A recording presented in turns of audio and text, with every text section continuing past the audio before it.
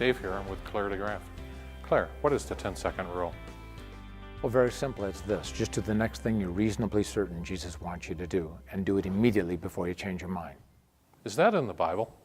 Well, actually not. Specifically, in the same way the Golden Rule is not in the Bible and the Apostles' Creed is not in the Bible.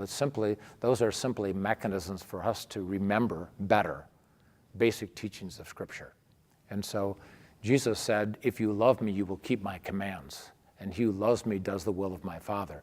So obedience is part and parcel of being a follower of Jesus. And the 10-second rule is simply a reminder that when we are impressed by God to do something, both to do something good for someone else or to keep from doing something that is sinful, that the longer I think about it, the more excuses I come up with to not do it.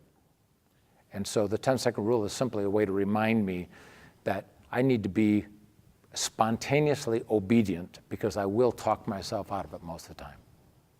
Isn't simple obedience good enough? Well, it is good enough if we actually simply obeyed, but we don't. We simply disobey. That's the problem. So it's a matter of convenience.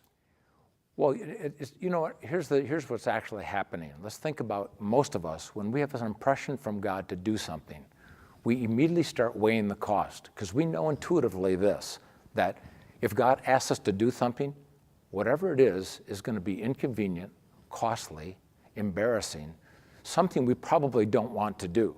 And so there's all kinds of built-in incentives, disincentives to actually obey God. And so to some extent, I have to learn to, in quotes, live by faith. That means to throw my brains out the window and to simply do what Jesus asked me to do without overthinking the consequences of it. Because if I think too long about the consequences, I can always have some good reasons not to do something. And this other voice that is always telling us why we don't, the other voice wins when I do that.